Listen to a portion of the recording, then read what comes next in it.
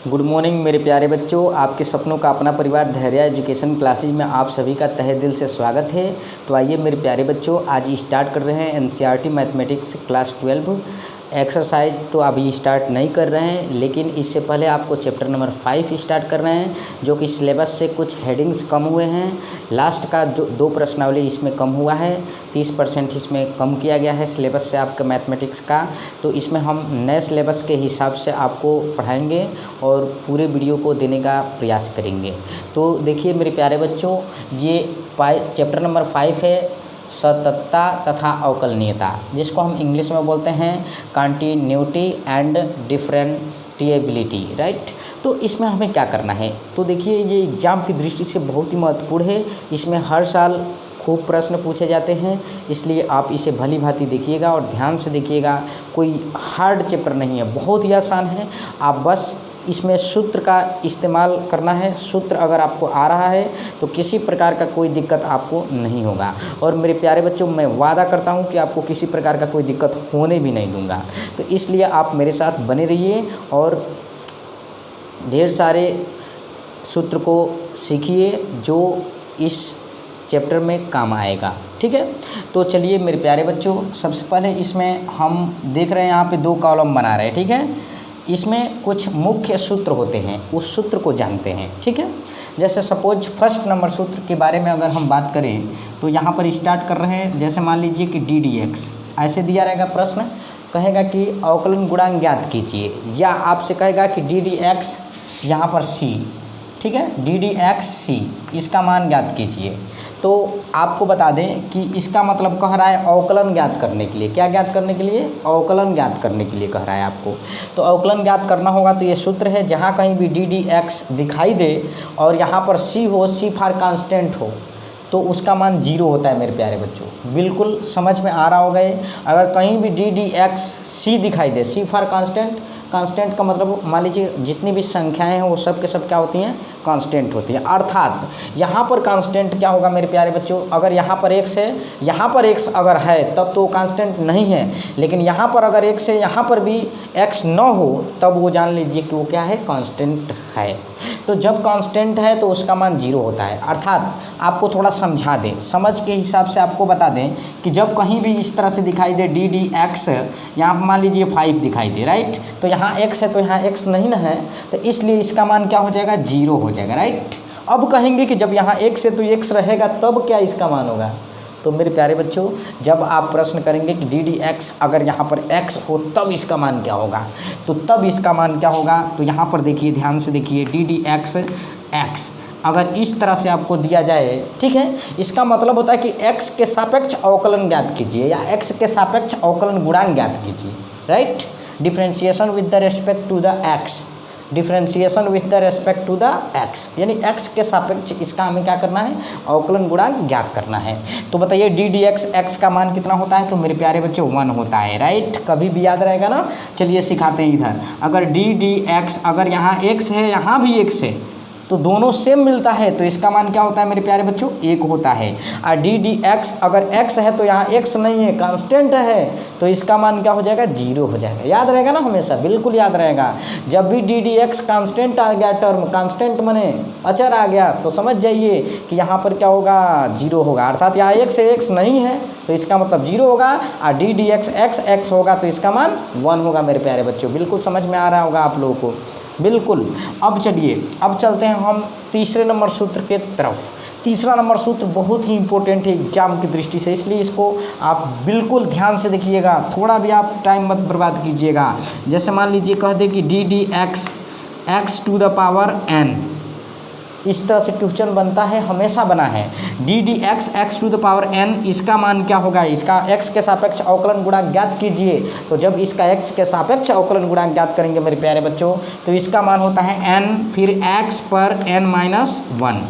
थोड़ा समझिए इस बात को। n फार क्या होता है? n फार नंबर होता है, यानी कोई भी नंबर हो, चाहे माइनस हो, चाहे प्लस हो, चाहे बटे के रूप में हो, समझ रहे हो, चाहे ऋणात्मक हो, चाहे धनात्मक हो, यानी n फार नंबर हो जाएगा, राइट। तो इस टाइप्स के, अब चलिए इधर एग्जाम्पल लेकर समझाते हैं आपको मेरे प्यारे बच्चों। तो यहाँ पर जब भी आपको यहाँ पर दिया जाएगा डी डी एक्स, कहेगा कि x पर यहाँ n की जगह पर मान लीजिए हम ले लेते हैं 2, चलिए 2 ले लेते हैं, ठीक है। तो इसका अवकलन गुणांक क्या होगा, तो आप जानते हैं कि सूत्र क्या होता है, n पहले आ जाता है, तो n के जगह पे 2 है तो 2 पहले आ जाएगा, राइट। देखिए 2n, फिर x है तो x रहेगा, फिर n-1, तो n की जगह पे 2 रख देंगे, फिर -1, तो इसको अगर हल करेंगे तो क्या आएगा मेरे प्यारे बच्चों, तो 2x, यानी कहने का मतलब 2x, 2 में से एक जगह 1 आ जाएगा, राइट। यही आपका क्या हो जाएगा, आंसर हो जाएगा। तो इस टाइप्स के भी क्वेश्चन बनते हैं, अर्थात कहने का मतलब n के जगह पे यहाँ पर x⁴n है तो यहाँ पर x⁴2 है, तो n जहाँ n है वहाँ क्या भर देना है, 2 भर देना है और हल कर देना है, बस काम खत्म हो जाएगा, फिनिश हो जाएगा मेरे प्यारे बच्चों। तो समझ में आ रहा होगा बिल्कुल ये। अब आपको क्या करना है, तो बिल्कुल देखने में ये आसान लग रहा है लेकिन है नहीं आसान मेरे प्यारे बच्चों, ये परीक्षा में आता है, आपको डरवाता है, तो इसलिए आप इसको ध्यान से देखिए, बिल्कुल ध्यान से देखिए, कहीं आप मिस न कर जाओ, मेरे को ये शंका बना रहता है, इसलिए आप इसको ध्यान से देखिए। अगले सूत्र की तरफ हम बढ़ते हैं और आपको बताते हैं।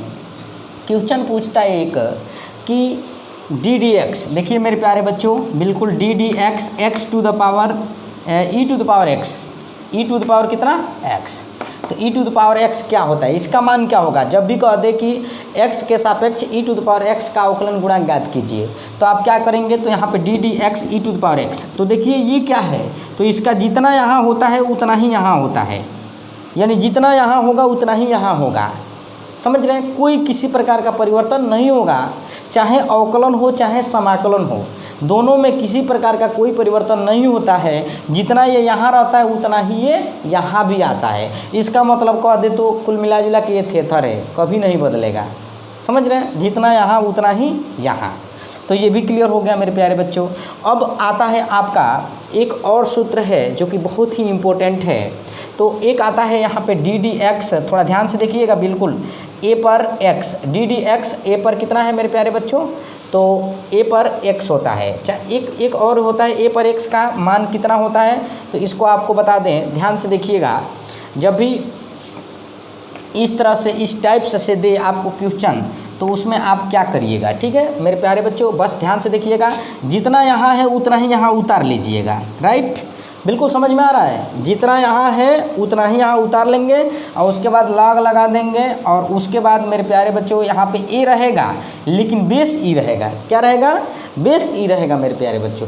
तो इसलिए आप सिंपल ddx a पर x, ddx a पर x का मान a पर x इंटू, यहाँ बीच में गुणे का चिन्ह है, log a बेस ई, समझ में आ गया। बिल्कुल इसको याद रखिएगा, फिर जीवन में दोबारा नहीं आएगा, ये हमेशा के लिए तैयार रखिएगा। चलिए अब इतना आप जब जान गए, तो अब इसके बाद हम चलते हैं नेक्स्ट भी, और भी सारे इसमें फार्मूले हैं, तो उसको भी आप जानने का प्रयास कीजिएगा। तो सेम प्रोसेस, जैसे मान लीजिए पूछ दे कि ddx log ex, इसका मान क्या होता है, राइट। अर्थात इसको पढ़ेंगे ddx log x base e या एट द बेस e। तो इस स्थिति में आप कैसे बताएंगे इसका मान कितना होता है मेरे प्यारे बच्चों, तो इसका मान 1/x होता है। कितना होता है मेरे प्यारे बच्चों, 1/x। जहाँ कहीं भी इतना दिखाई दे तो इसका मान होता है 1/x। बिल्कुल समझ में आ गया, कोई दिक्कत नहीं है। हमेशा आप याद रखिएगा कि ddx log x base e is equal to 1/x। इसके बाद एक आता है लास्ट वाले को हम समझते हैं थोड़ा। मान लीजिए इस तरह से दे दे ddx, फिर यहाँ पर दे दे आपको मेरे प्यारे बच्चों log रहेगा, फिर a रहेगा यहाँ पे बेस, और x रहेगा यहाँ पे। तो इसका मान कितना होगा, क्योंकि ऐसे प्रश्न भी बन के आते हैं, ठीक है।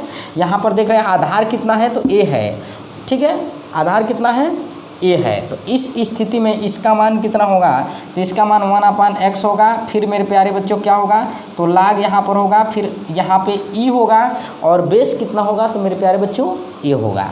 इस तरह से भी क्वेश्चंस बन के आते हैं। हम प्रत्येक क्वेश्चन पे एक एक उदाहरण को देंगे, आपको बिल्कुल समझ में आ जाएगा, कोई दिक्कत नहीं होगा। जितना हम पढ़ा रहे उसका नोट्स बना लीजिए आप लोग, बिल्कुल सही रहेगा आपके लिए। उसके बाद इसका काम ख़त्म होता है मेरे प्यारे बच्चों, इसका काम ख़त्म होता है। अब क्या आता है, तो अब आता है त्रिकोणमितीय फलन। तो त्रिकोणमितीय फलन का भी तो आता है ना।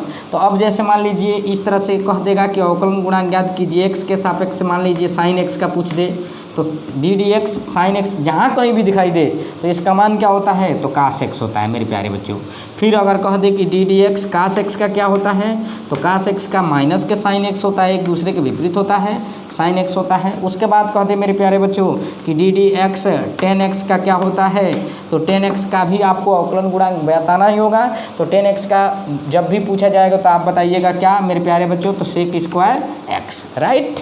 इसके बाद भी पूछा जाता है मेरे प्यारे बच्चों, चलिए आपको जगह नहीं मिल रहा होगा तो हम आपको इधर बता दें, या एक दो और भी इधर बता सकते हैं, काट एक्स का बता दें, ठीक है। तो डी डी एक्स फिर यहाँ पे काट मेरे प्यारे बच्चों काट एक्स का क्या होता है, तो माइनस यहाँ पे होता है cosec square x, right, minus cosec square x. बिल्कुल समझ में आ रहा है। अब चल रहे हैं इधर मेरे प्यारे बच्चों, ध्यान से देखिएगा हर एक चीज़ क्लियर हम बताएंगे, सब समझ में आएगा।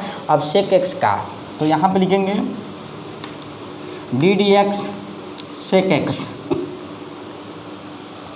एक्स का क्या होता है मेरे प्यारे बच्चों, तो sec x into tan x होता है, सेक एक्स इंटू कितना 10x, राइट। बिल्कुल समझ रहेगा, याद रहेगा आपको, कोई दिक्कत नहीं होगा मेरे प्यारे बच्चों। उसके बाद आता है सेक एक्स के बाद से कोसेक एक्स, तो यहाँ पे लिखेंगे डी डी एक्स कोसेक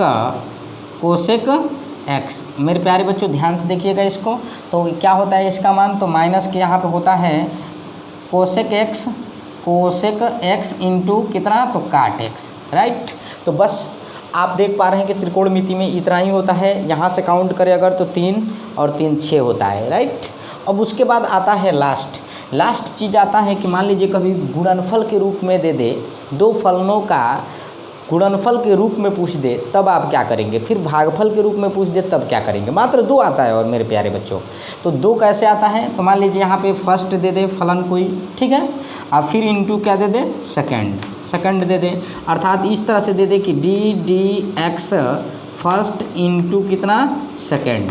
जब इस तरह से दे दे कहें कि इसका अवकलन गुणांक ज्ञात कीजिए, तो आप कैसे ज्ञात करेंगे, तो यहाँ लिखेंगे फर्स्ट, फिर मेरे प्यारे बच्चों क्या होता है सूत्र, डी डी एक्स सेकेंड, और फिर प्लस सेकेंड, फिर यहाँ डी डी एक्स क्या होता है मेरे प्यारे बच्चों, तो फर्स्ट होता है, राइट। तो इस तरह से हम इसका मान लीजिए कोई 2 फलन दे दे और दोनों गुणा में हो, तब हम क्या करेंगे, इस सूत्र का प्रयोग करेंगे, यानी first d d x second plus second D d x first. मेरे प्यारे बच्चों बस इतना।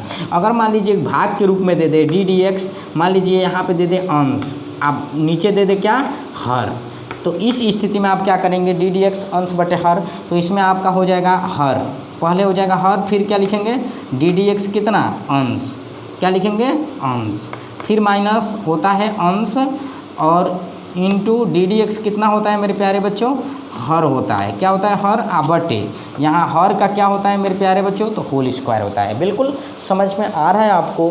तो इस तरह से ये जितना भी सूत्र है, मात्र आप इतना सूत्र तैयार कर लीजिए तो आपको मैं गारंटी लेता हूँ मेरे प्यारे बच्चों कि कोई भी क्वेश्चन आपका बचने नहीं दूंगा। बस इतना तैयार रखिए, उसके बाद से जैसे ही एक्सरसाइज स्टार्ट करेंगे फ़ौरन सभी चीज़ों का ज़रूरत पड़ेगा, इसलिए हम बता रहे हैं, बार बार कह रहे हैं, आपसे निवेदन कर रहे हैं कि इसको कहीं ना कहीं आप नोट करिएगा। चलिए एक बार फास्ट ट्रैक रिवीजन कर लेते हैं मेरे प्यारे बच्चों। फास्ट ट्रैक रिवीजन आप जानते हैं कि बहुत फास्ट होता है, ठीक है, लेकिन जब इतना हम बता ही दिए हैं तो एक बार फास्ट ट्रैक रिवीजन करने में क्या दिक्कत है। तो डी डी एक्स यानी x के सापेक्ष कोई कांस्टेंट पद दे दे तो उसका अवकलन गुणांक कितना होता है, तो 0 होता है मेरे प्यारे बच्चों। तो d d x c for constant आ जाए तो उसका मान 0 होता है। डी डी एक्स एक्स आ जाए तो इसका मान क्या होता है, जब दोनों बराबर हो जाए तो इसका मान कितना होता है, 1 होता है मेरे प्यारे बच्चों।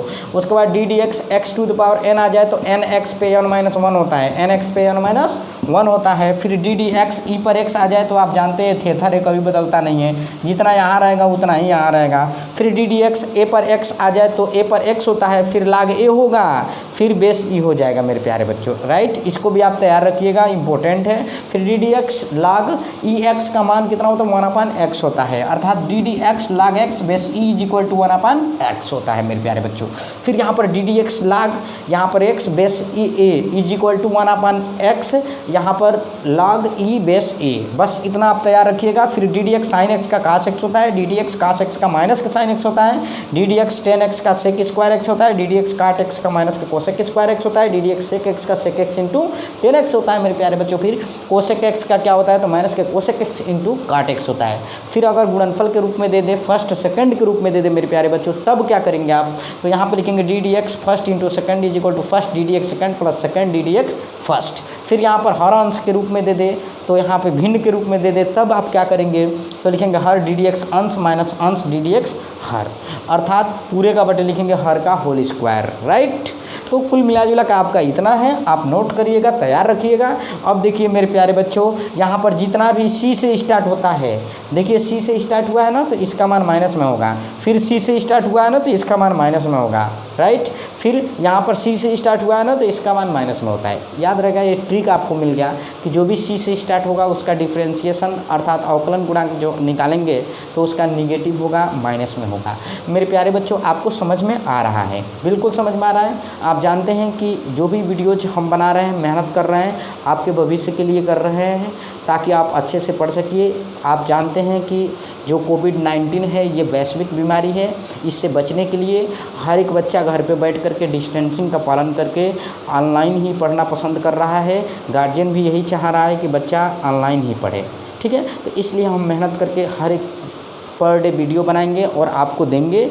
आपको बता दें एक इम्पोर्टेंट सूचना कि आप, ये मेरा नंबर है 8795 ये आप देख पा रहे हैं कि ये मेरा नंबर है, ये व्हाट्सअप नंबर भी है। किसी प्रकार का कोई दिक्कत होता है तो आप व्हाट्सअप कीजिए मेरे से, और जो भी है समस्या उसका निदान आपको बिल्कुल हम देंगे। दूसरी बात कि ये फ़ोन पे नंबर है मेरा, फ़ोन पे भी नंबर है, व्हाट्सअप नंबर भी है। आप इसका ऑनलाइन पेड क्लास में जुड़ना चाहते हैं तो इसके लिए आपको क्या करना होगा मेरे प्यारे बच्चों, तो बहुत ही आसान काम है। मात्र आपको 500 रुपया फ़ोनपे से पेड करना होगा। बस इस नंबर पे आप फ़ोनपे से कर दीजिएगा, क्या तो पेड कीजिएगा। फ़ोनपे इस नंबर से है, 500 रुपया पेड कीजिएगा, ठीक है। तो आपको 500 रुपया पेड करना होगा। पेड जब कर देंगे मेरे प्यारे बच्चों, तो आपको क्या करना होगा, तो उसके बाद स्क्रीनशॉट उसका ले लेना है, ठीक है।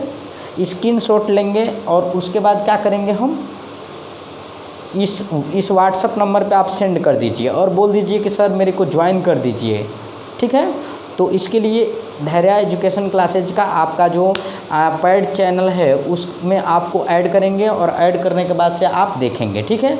अपना ईमेल आईडी भी इसके साथ साथ सेंड कर दीजिएगा ताकि किसी प्रकार का कोई दिक्कत न हो सके। और लाइव आएंगे तो बिल्कुल आप ही देख पाएंगे। ऐसा अगर आप करेंगे तो जो बच्चे पैड वाले होंगे वही देख पाएंगे, बाकी नहीं देख पाएंगे। तो इसलिए बहुत सस्ता है, बहुत कम है मेरे प्यारे बच्चों। आप इससे भी कम पैसा चाहते हैं तो आप 300 भी पैड कर सकते हैं। कितना पैड कर सकते हैं मेरे प्यारे बच्चों, 300 भी पैड कर सकते हैं, ठीक है। इन दोनों में अंतर क्या होगा, तो आप जानते हैं कि ये क्या है, इससे ज़्यादा फीस है, तो जितने में ये पढ़ेंगे उसके 2 गुना ये हो जाएगा मेरे प्यारे बच्चों। तो 300 आप दे सकते हैं या 500 कर सकते हैं, दोनों कर सकते हैं, दोनों चांसेज आपके लिए बना है, ठीक है। तो बस आपसे हम यही चाहते हैं कि आप, कुछ नहीं है मेरे प्यारे बच्चों, जीरो है। इतना कम अमाउंट हम इसलिए किए हैं कि लॉकडाउन में हर एक व्यक्ति दिक्कत में है, इसलिए कम से कम पैसे में अच्छा से अच्छा बच्चों को समाधान दिया जाए ताकि गरीब से गरीब मेरे भाई बहन जो भी हैं वो इससे जुड़ के इसका लाभ ले सकें। तो मेरे प्यारे बच्चों, आपको घबराने की कोई ज़रूरत नहीं है। आप कहीं भी हो, चाहे आंधी आए या तूफान आए, चाहे मौसम ख़राब हो, ठीक है, चाहे मान लीजिए लॉकडाउन हो, बंदी हो, फिर भी आप क्या करिएगा, तो मेरे से जुड़ सकते हैं, जुड़ के पढ़ सकते हैं। बिल्कुल मेरे प्यारे बच्चों, कोई डर की बात नहीं है। आप ध्यान से घर पे बैठे बैठे पढ़ सकते हैं। ये तो स्टार्टिंग है, शुरुआत है। अब हम रेगुलर यही काम करेंगे और आपको वीडियोज़ प्रोवाइड करते रहेंगे। तो बस इतना ही आज के लिए। थैंक्स मेरे प्यारे बच्चों। अब उम्मीद करते हैं कि नेक्स्ट डे भी कुछ अच्छा करें हम और आपको एक्सरसाइज पे पहुंचा दें, ठीक है मेरे प्यारे बच्चों। तो आज के लिए बस इतना ही। बहुत बहुत धन्यवाद जुड़े रहने के लिए मेरे प्यारे बच्चों।